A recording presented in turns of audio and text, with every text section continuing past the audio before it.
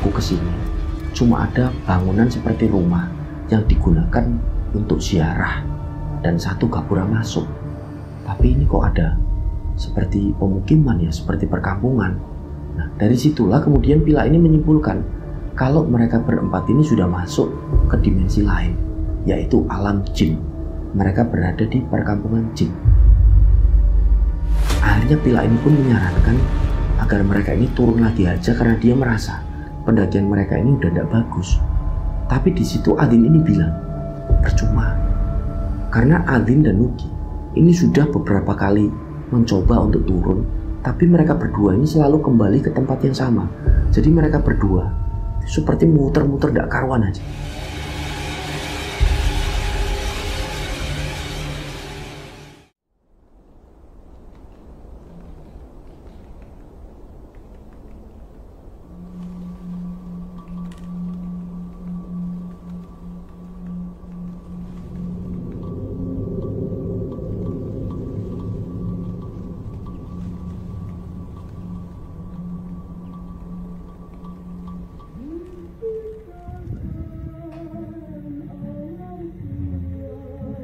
Bismillahirrahmanirrahim. Assalamualaikum warahmatullahi wabarakatuh. Apa kabar rencang semua?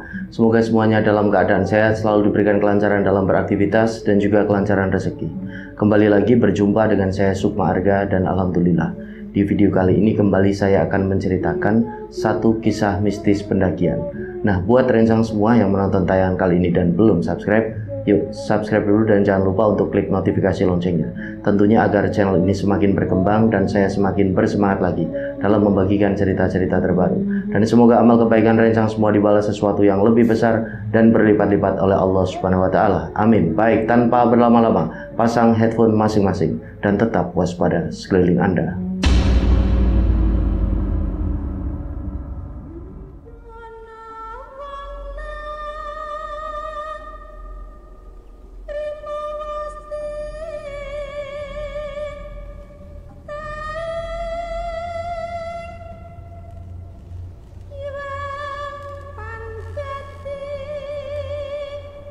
Oke, kejadian ini terjadi pada bulan Maret tahun 2023, di mana pada waktu itu ada 4 sahabat bernama Joni, Nuki, Adin, dan Pila yang melakukan pendakian di gunung yang cukup terkenal sebagai salah satu gunung yang masuk dalam deretan gunung terangker di Pulau Jawa, yaitu Gunung Muria. Nah, sekedar untuk edukasi bersama rencang semua, Gunung Muria ini adalah sebuah gunung dengan ketinggian kisaran 1.600-an meter di atas permukaan laut dan terletak di utara Jawa Tengah. Jadi gunung ini berada dalam wilayah Kabupaten Kudus di sisi selatannya. Lalu kalau di sisi barat laut berbatasan dengan Kabupaten Jepara, dan kalau dari sisi timur ini berbatasan dengan Kabupaten Pati. Nah, Gunung Muria ini memiliki beberapa puncak, dan yang paling terkenal dan merupakan puncak tertinggi ini di Gunung Muria tersebut adalah Puncak Songolikur, dinamakan Puncak Songolikur. Nah, Gunung Muria ini sebelumnya juga dikenal dengan nama Gunung Rahtau, yang berarti getih yang bercecer atau darah yang tercecer itu. Artinya di wilayah tersebut pada masa lalu konon telah terjadi pertempuran yang sangat hebat gitu lah. Maka dari itu di kaki dari Gunung Muria ini juga terdapat satu desa dengan nama yang sama, yaitu Rahtau, Desa Rahtau. Nah, di sekitaran kawasan Desa Rahtau itu banyak pula menyimpan petilasan dengan nama-nama tokoh pewayangan leluhur Pandawa, itu seperti petilasan Eyang Sakri, Lokajaya, Pandu, Palasara, lalu Abiyoso, dan lain sebagainya lah, masih banyak. Nah, itulah sedikit wacana mengenai Gunung Muria rencang semua, sekedar untuk edukasi bersama saja. Oke, sekarang kita masuk ke ceritanya. Jadi pada waktu itu mereka berempat, si Joni, Nuki, Adin, dan Pila ini bisa dikatakan masih sebagai pendaki pemula. Dan dari keempatnya ini cuma Pila aja satu-satunya yang udah pernah melakukan pendakian sebelumnya. Jadi ketiga teman yang lain ini belum. Nah, mereka berempat ini statusnya pada saat itu masih pelajar di salah satu SMK, sekolah menengah kejuruan yang berada di kota Kudus. Jadi di hari itu, tepatnya di tanggal 13 Maret tahun 2023, mereka berempat itu sengaja bolos sekolah untuk melakukan pendakian. Aduh, kalau ini jangan ditiru ya, agak tidak bagus. Jadi pengakuan mereka semua carrier dan logistik memang sudah mereka persiapkan di hari sebelumnya, dan semuanya itu ditaruh gitu di salah satu warung langganan mereka yang ada di dekat sekolahan. Jadi tinggal ngambil aja, biar mereka ini dari rumah, tujuannya ini biar tidak ketahuan orang tua gitu, jangan ditiru pokoknya ya. Nah, sekitar pukul 1 siang di tanggal 13 Maret 2023 itu, mereka berempat ini berangkat menuju ke base camp yang berada di Desa Rahtawu dengan transportasi 2 sepeda motor. Jadi kondisinya Joni ini berboncengan dengan Pila, sedangkan Adin ini berboncengan dengan Nugi.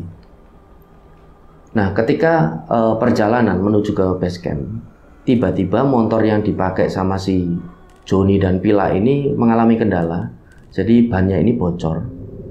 Nah, mau nggak mau, mereka pun kan harus mencari tukang tambal ban terlebih dahulu. Sementara kedua teman mereka, si Adin dan Nugi ini, mereka sudah jauh di depan. Jadi kondisinya mereka ini tidak tahu kalau motornya si Joni dan Pila ini ada kendala, ada masalah. Kemudian dari situ Pila ini bilang ke Joni, John, coba John kamu ini telepon si Nugi, bilang sama Nugi sama Adin mereka duluan aja. Tapi kalau udah sampai di base camp, mereka suruh nunggu di base camp, nungguin kita lah, nanti kita naiknya bareng. Nah, di situ Joni ini pun nelpon si Nugi, tapi tidak diangkat-angkat. Kemudian mereka berdua ini pun saling bergantian mendorong sepeda motor, dan kurang lebih hampir 1 kilometer, cukup jauh juga, mereka pun menemukan bengkel. Lalu motor si Joni dan Pila ini pun mulai diperbaiki di sana. Dalam artian bannya ini mulai ditambal. Nah, sambil menunggu ban motor diperbaiki, Joni ini kembali mencoba menelpon si Nugi dan si Adin. Tapi tetap aja tidak ada respon, tidak diangkat sama mereka berdua. Nah, di situ Joni ini bilang ke Pila, "Yowes lah Pil, palingan mereka ini nunggu di base camp. Gak mungkin juga mereka ini berani naik ini tanpa kamu lah. Kan yang udah pernah naik gunung cuma kamu aja di sini." Oh ya, bisa jadi. Nah, akhirnya mereka ini menunggu di situ, ban motor ini ditambal. Kemudian sambil memperbaiki ban motor, tukang tambal ban ini basa-basi. Dia ini bertanya sama si Joni dan Pila itu, "Mas-masnya mau kemana ini?" "Oh, kami mau naik gunung mas, mau ke Muria." "Loh, kok nggak bawa peralatan gunung?" "Oh, sudah dibawa mas, sudah dibawa duluan sama kedua teman kami. Mereka udah di depan itu menuju ke base camp." Lalu di situ tukang tambal ban ini seperti menasehati mereka berdua. "Ya sudah mas, yang penting kalau ke Muria hati-hati aja. Mas-masnya udah tahu belum kalau Gunung Muria itu ya agak angker." Nah, di situ Pila ini menjawab, "Oh iya mas, kami tahu. Saya terutama sudah pernah ke sana sekali mas, dan alhamdulillah juga tidak ada masalah apa-apa mas." "Oh ya sudah kalau gitu, saya cuma ini aja mas, kasih masukan aja. Barangkali belum pernah ke Muria gitu. Yang penting jaga sikap, jaga perilaku mas." "Oh siap-siap mas." Nah, setelah ban motor ini selesai ditambal, Joni dan Pila ini membayar, mereka mengucapkan terima kasih, mereka kembali melanjutkan perjalanan. Nah, ketika mereka berdua melanjutkan perjalanan, kabut ini turun dengan cukup tebal. Jadi jarak pandang mereka berdua ini kan menjadi terbatas. Nah, ketika mereka ini melewati jalanan yang cukup sepi, tiba-tiba Joni ini menghentikan motornya secara mendadak, ngerem dadak. Nah, di situ Pila ini kan otomatis kaget. Dia tanya ke Joni kan, "Kamu ini kenapa kok ngerem dadak? Kok berhenti dadak, itu ada apa?" Nah, di situ Joni ini menjawab, "Loh, kamu nggak lihat Pil, kalau barusan ada yang nyebrang kok, ada yang lewat itu loh, cewek." Jawab si Joni. "Ah, ngawur kamu, mana ada cewek. mana ceweknya? Nah, waktu dilihat sama Joni juga nggak ada apa-apa di situ. Udah, kamu ini kecapean mungkin. Udah gas lagi aja. Udah ditunggu ini sama mereka berdua di base camp, sama si Adin gitu kan, sama si Nugi. Jadi benar-benar nggak ada yang nyebrang sama sekali. Dan Joni pun setelah mengamati lagi nggak ada apapun di situ. Nah, Joni ini kan cuma batin, barusan apa ya? Wah, aku lihat cewek rambutnya panjang. Batin si Joni. Akhirnya di situ Joni yang kondisinya nyetir sepeda motor kembali memacu sepeda motornya. Nah, singkat cerita, mereka berdua ini tiba di base camp. Dan ketika sampai di base camp, Joni dan Pila ini melihat kalau motornya si Nugi dan Adin ini ada di parkiran. Tapi mereka ini tidak melihat adanya Nugi dan Adin itu. Jadi mereka berdua ini tidak ada di sana. Nah, akhirnya si Joni dan Pila ini pun menghampiri penjaga base camp. Lalu di sana mereka bertanya, "Mas, nuwun sewu mas, lihat yang punya motor itu nggak mas?" "Oh, mereka udah naik mas, kira-kira ya 30 menit yang lalu." Joni ini kan agak kaget. Wah, mereka nekat ini maksa naik berdua, Bil. Nggak sama kamu, nggak sama kita. Nah, waktu itu petugas base camp itu seperti ya mendengar apa yang dikatakan oleh si Joni itu barusan. Lalu petugas base camp itu bilang ke Joni dan Pila, "Loh mas, mereka itu tadi naik berempat kok." "Loh, berempat mas? Masa berempat, nggak berdua?" "Iya mas, ini data pendakinya. Coba kalian lihat aja." Nah, ketika Joni ini melihat data pendaki buku simaksi itu yang diberikan oleh petugas itu, di situ Joni dan Pila ini kaget gitu. Karena di buku simaksi, di buku daftar pendaki, ini tertulis nama mereka berdua, namanya si Joni sama si Pila. Nah, kemudian karena menangkap ada satu kejanggalan, Joni ini kan tanya lagi ke petugas base camp itu, "Masnya ngelihat ya kalau mereka itu naik berempat?" Nah, petugas base camp itu menjawab, "Ya enggak sih mas, tadi yang datang ke sini memang cuma berdua." Kemudian di situ Pila ini kan bilang, "Gini mas, soalnya ini nama kami berdua ada di sini." "Oh ya, mungkin mereka sengaja ngisi data kalian berdua, diisi terlebih dahulu biar pas kalian sampai di sini kalian bisa langsung berangkat gitu loh." "Oh iya juga sih, masuk akal juga. Ya udah mas, kalau gitu kami berdua berangkat dulu," kata si Pila ini. "Oh iya mas, hati-hati ya." Nah, pada saat itu waktu sudah menunjukkan jam 4:30 sore. Joni dan Pila ini memulai pendakian. Mereka berdua ini ketika jalan ini tidak habis pikir kenapa si Nugi dan si Adin ini berani-beraninya berangkat duluan. Padahal mereka berdua itu belum pernah mendaki sama sekali kondisinya. Nah, sekitar setengah jam perjalanan, mereka berdua ini tiba di pos 1. Dan sesampainya di sana, si Joni ini tiba-tiba kebelet pengen BAB, buang air besar. Lalu Pila ini nyuruh si Joni untuk mencari tempat yang aman. "Ya wes Jon, kamu melipir dulu aja cari tempat yang tersembunyi, aku tak nunggu di sini." Kemudian Joni ini berjalan menuju ke semak-semak untuk melancarkan niatnya itu. Sementara Pila menunggu agak jauh dari posisi Joni yang sedang BAB.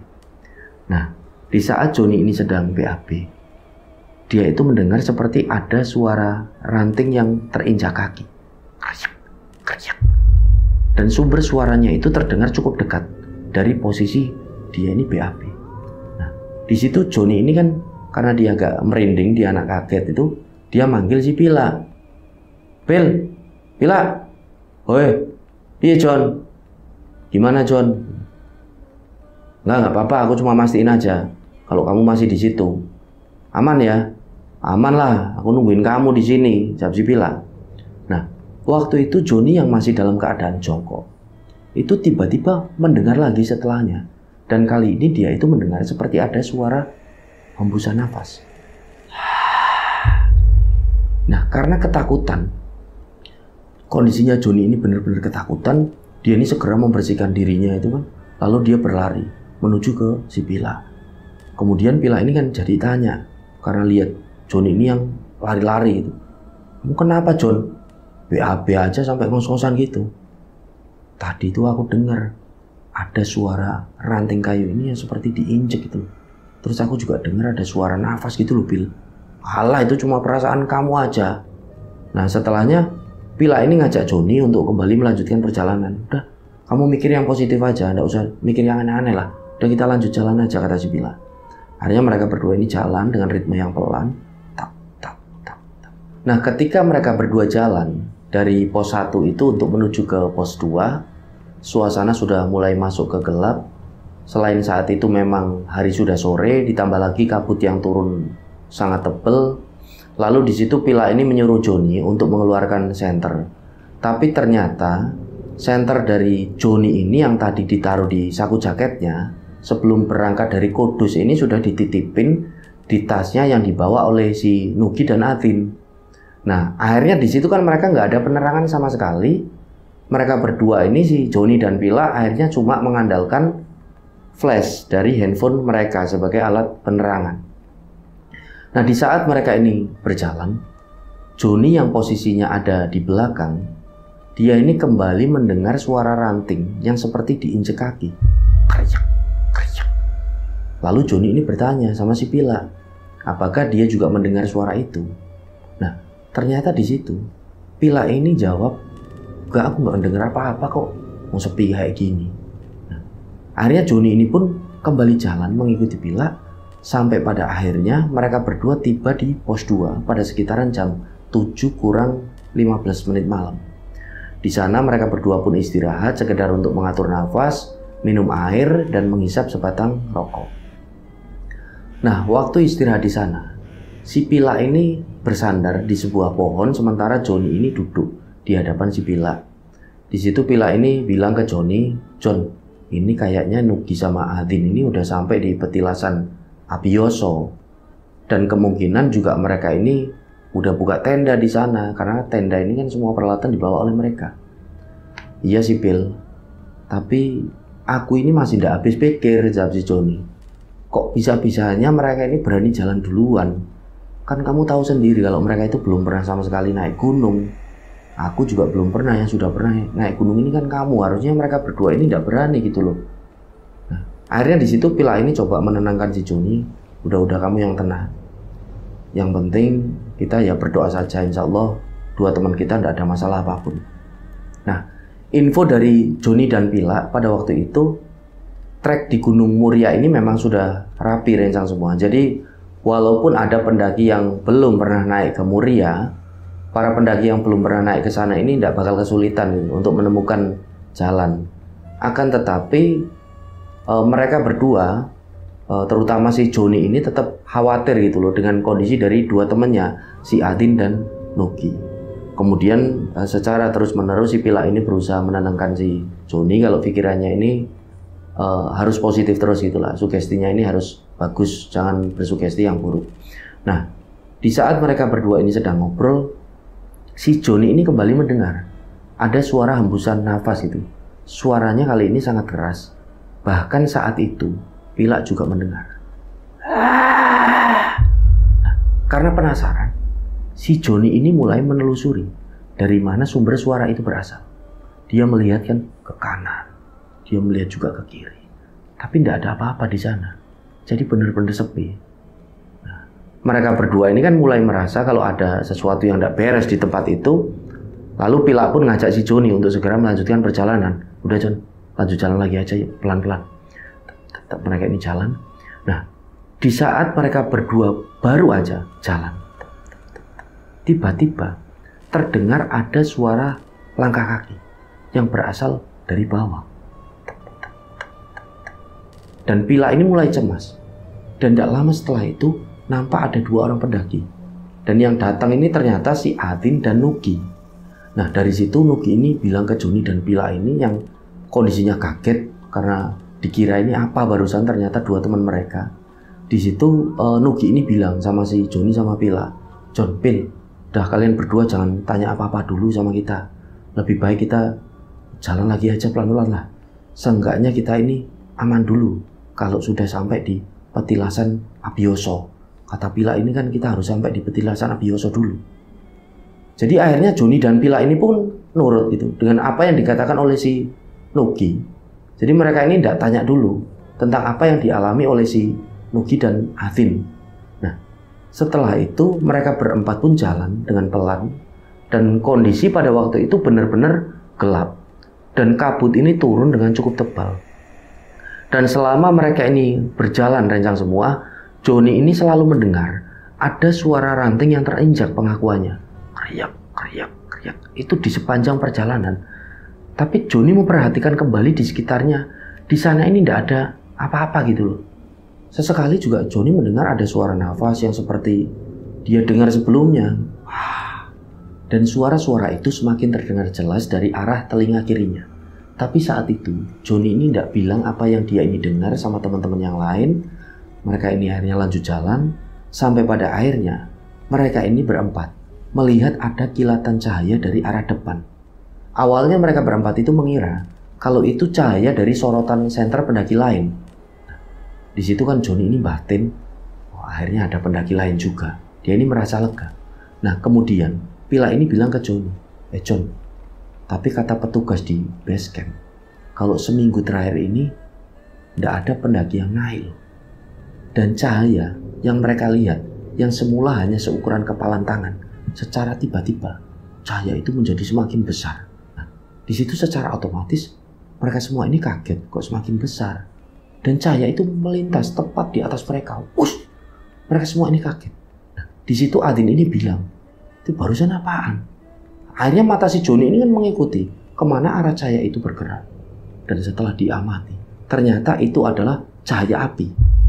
Dan sekarang posisi api itu tepat berada di belakangnya si Joni. Jadi secara perlahan api itu mulai bergerak lagi ke arah mereka. Seketika itu juga Pila langsung berteriak menyuruh teman-temannya untuk segera lari. Melayu, melayu, Banaspati, Banaspati, lari-lari, itu Banaspati. Tapi sekencang apapun mereka ini berlari, api ini bergerak lebih cepat gitu. Dan api ini kembali melintas di atas mereka. Wush! Enggak lama kemudian, entah kenapa cahaya api itu lenyap dengan sendirinya. Mereka berempat ini benar-benar dibuat shock dengan fenomena ataupun kejadian yang baru saja mereka ini lihat. Di situ Pila yang kondisinya sudah pernah naik gunung, dia ini berusaha menenangkan teman-temannya dan mengajak ketiga temannya untuk tetap terus berjalan sambil berdoa. Kita jalan aja, pokoknya kita jalan pelan, jangan sampai panik bahaya. Mereka pun jalan pelan-pelan.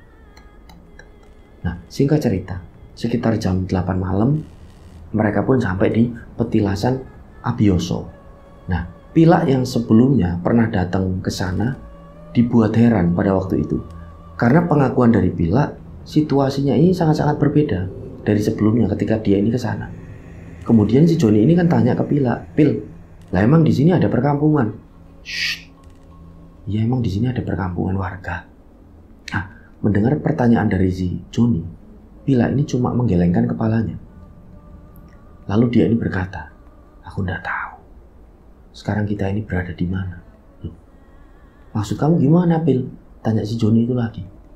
Pila ini kemudian menjawab akhirnya dengan agak berbisik, dulu waktu aku kesini cuma ada bangunan seperti rumah yang digunakan untuk ziarah dan satu gapura masuk.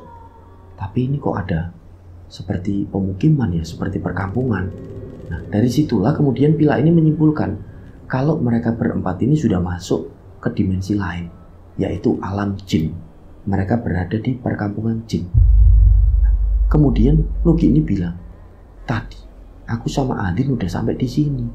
Tapi karena kami merasa memang nggak nyaman, merasa ada yang aneh dengan tempat ini, jadi kami ini memutuskan untuk turun kembali. Sampai akhirnya kami berdua bertemu sama kalian. Lalu Joni bertanya kepada Nugi dan Adin, kenapa mereka berdua ini naik duluan nekat? Nah di situ Nugi ini menjawab, udah, nanti aja dibahas, tak ceritain. Kalau udah kondusif, kondisinya udah kondusif. Nah waktu itu Pila ini yang kondisinya sudah pernah ke sana, ke petilasan Abioso. Memang pengakuan dari si Joni ini nampak kebingungan pada saat itu. Karena pengakuan dari Pila sendiri kondisinya benar-benar berbeda. Jadi dulu ketika Pila ke sana nggak ada pemukiman seperti yang mereka lihat pada saat itu. Kok sekarang ini ada? Padahal rentang waktunya ini nggak ada 2 tahun. Jadi rumah-rumah yang ada di sana nampak dibuat menggunakan kayu dan bilahan bambu. Lalu atapnya menggunakan jerami. Akan tetapi nggak ada penerangan sama sekali di tiap rumahnya. Jadi peteng dedek, gelap sekali. dan kondisi di sana benar-benar sepi dan sunyi.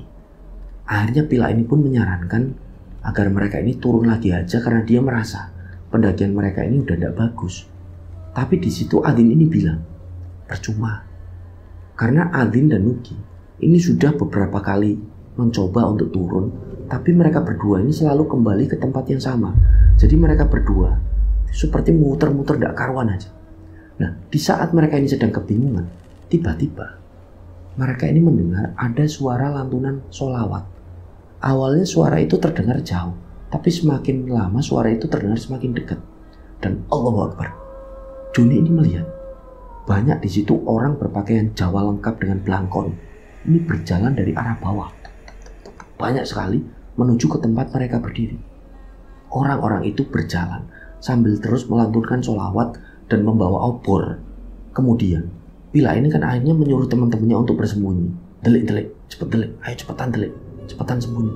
Nah, gak begitu lama, orang-orang itu pun melintas di depan mereka.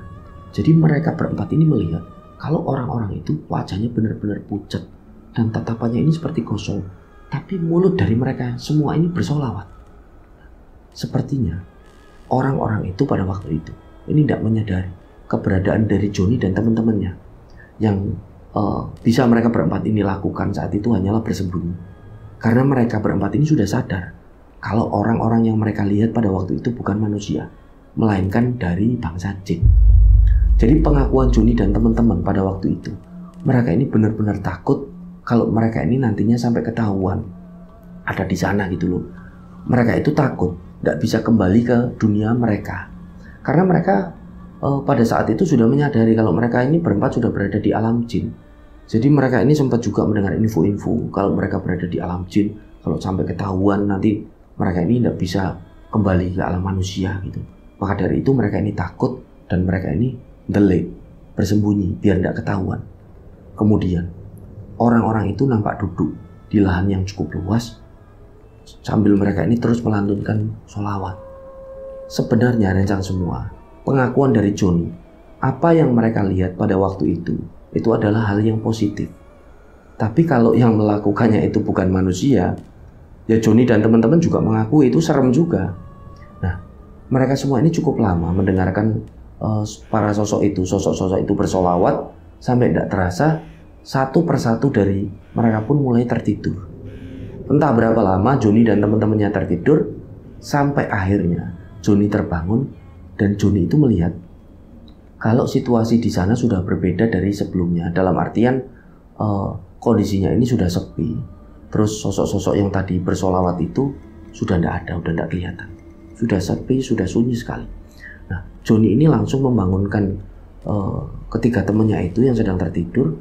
Kemudian setelah mereka ini semua terbangun dan memperhatikan kondisi sekitar sudah sepi, dari situ Pila ini menjelaskan, loh, ini yang namanya petilasan Abioso. Yang aku tahu ya tempatnya seperti ini. Alhamdulillah. Jadi kita ini sudah kembali ke alam kita, ke alam manusia. Jadi waktu itu mereka berempat ini benar-benar bingung. Karena mereka ini kok bisa tersesat dan masuk ke alam jin yang ada di sana. Akan tetapi hal itu tidak begitu mereka pikirkan lagi, tidak mereka pusingkan. Mereka justru bersyukur alhamdulillah sudah kembali ke alam mereka. Setelahnya karena yang terpenting ini menurut mereka kan sudah kembali di alam manusia. Jadi setelahnya ketika mereka ini melihat jam tangan, waktu sudah menunjukkan jam 12 malam, udah tengah malam itu, udah lebih 5 menit. Kemudian mereka ini berjalan ke tempat yang tempat ini landai dan lahannya ini agak luas. Kemudian mereka ini mendirikan tenda. Nah, setelah mendirikan tenda, mereka mulai menyiapkan makanan. Dan selesai masak mereka pun makan bersama. Nah, ketika makan, lagi-lagi Joni ini menanyakan perihal kenapa Nugi dan Adin ini meninggalkan Joni dan Pila. Akhirnya karena terus-terusan ini ditanya, di situ Nugi pun bercerita. Jadi cerita dari Nugi ini, kalau di awal pendakian, si Nugi dan Adin mereka berdua itu merasa kalau Joni dan Pila ini berjalan bersama mereka berdua. Dan selama perjalanan dari base camp sampai ke petilasan Abioso, yang mereka kira petilasan Abioso itu yang ada perkampungan, mereka itu tidak mengalami kejadian yang aneh. semuanya ini normal-normal saja. Akan tetapi memang pengakuan dari Nugi dan Adin, waktu mereka ini jalan dari base camp ini, Joni dan Pila ini milih jalan di belakang dan cuma diem aja di sepanjang perjalanan sampai di petilasan Abiyosho. Nah, karena mereka berdua, si Adin dan Nugi ini belum pernah ke petilasan Abiyosho, jadi mereka itu menganggap kalau petilasan Abiyosho ya memang seperti itu. Dalam artian yang ada pemukiman tadi, ada seperti perkampungan, lalu ada satu gapura, walaupun di situ nampak sepi. Jadi kondisinya mereka berdua ini menganggap tadi perkampungan itu petilasan Abiyosho, karena mereka berdua sama sekali belum pernah ke sana gitu kan. Dan yang membuat mereka berdua ini merasa aneh setelahnya itu karena tiba-tiba Joni dan Pila itu menghilang. Dan setelah Adin dan Nugi ini memutuskan jalan untuk mencari mereka berdua, justru mereka berdua ini seperti muter-muter tidak karuan. Dan beberapa kali kembali lagi ke petilasan Abiyosho itu yang tadi nampak seperti ada perkampungan. Sampai pada akhirnya ketika mereka ini mulai putus asa, tiba-tiba mereka berdua itu dihampiri oleh sosok kakek-kakek yang mengenakan pakaian serba hitam pada waktu itu. Beliau juga membawa sarung yang dililitkan di kepalanya gitu, seperti orang yang menggigil kedinginan. Kemudian kakek-kakek itu bilang, "Wis, ndang medun ae. Susulen kanca-kancamu.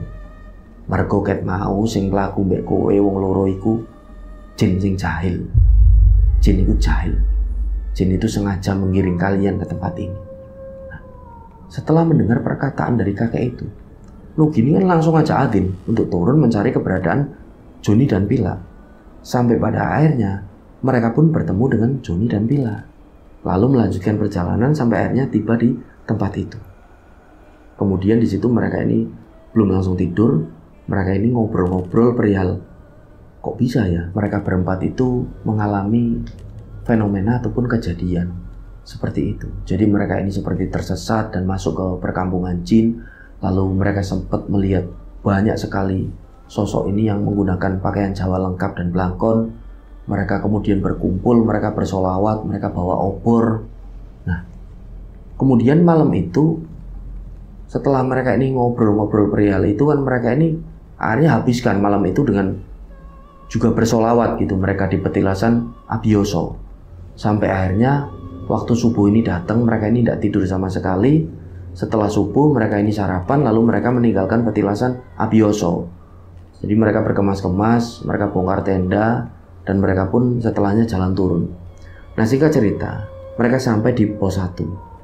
Nah, di pos 1 ini mereka bertemu dengan seorang lelaki parubaya, kisaran umurnya ya 45 tahunan lah. Lalu lelaki parubaya ini nampak keheranan melihat Joni dan teman-temannya ini turun dari gunung.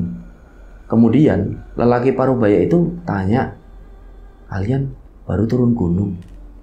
"Iya, Pak." Lalu lelaki itu berkata, "Semalam apa yang kalian lihat di atas?" Nah, di situ Nugi pun menceritakan semua kejadian yang mereka alami kepada lelaki itu. Dan lelaki itu pun berkata, "Kalian beruntung bisa menyaksikan fenomena itu. Sudah, kalian berempat tidak usah takut. Alhamdulillah, kalian bisa kembali tanpa kurang satu apapun. Intinya kalian beruntung melihat fenomena seperti itu." Nah, Joni ini kan masih penasaran, dia tanya lagi ke lelaki itu, "Emang itu kejadian apa, Pak? Acara apa, Pak, sebenarnya? Kok sosok-sosok itu jalan dengan pakaian Jawa lengkap, bawa obor, terus bersolawat bareng-bareng?" Kemudian lelaki itu menjawab, "Itu rombongan jin muslim, Mas. Ya sama saja dengan manusia pada umumnya. Mereka juga berziarah ke petilasan Abiyosho." Nah, waktu itu Joni juga tanya, sosok kakek-kakek yang sempat ditemui sama si Adin sama Nugi ini sebenarnya siapa? Nah, lelaki itu nggak bisa menjawab secara pasti. Hanya saja lelaki parubaya itu sering mendengar kalau memang ada sosok kakek tua yang sering menyelamatkan ya para pendaki gitu yang mengalami kejadian aneh ketika mendaki ke Gunung Muria. Dan konon kakek tua itu adalah kuncen gitu dari Gunung Muria. Dalam artian ya kuncen gaib, tapi sosok itu jin yang baik, sering menolong para pendaki. Nah, setelahnya mereka ini berucap mengucapkan terima kasih kepada lelaki parubaya itu karena sudah dijelaskan perihal kebingungan mereka. Mereka sudah mendapatkan jawaban, Mereka berempat pun melanjutkan perjalanan menuju ke base camp.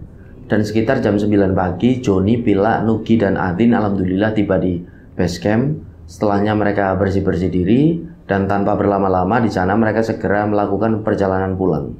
Dan alhamdulillah keempat pendaki itu bisa pulang ke rumah dengan selamat. Jadi itulah kisah yang dialami oleh 4 sekawan, Joni, Pila, Nugi, dan Adin. 4 sekawan yang agak bandel, bolos sekolah untuk naik gunung, jangan ditiru. Mereka berempat ini sempat melakukan pendakian ke Gunung Muria. Semoga kisah ini bisa diambil hikmah dan pelajaran untuk kita semua. Mohon maaf apabila masih banyak salah kata dalam saya menyampaikan cerita. Saya Sukma Arga pamit undur diri. Wassalamualaikum warahmatullahi wabarakatuh. Salam lestari, salam rimba.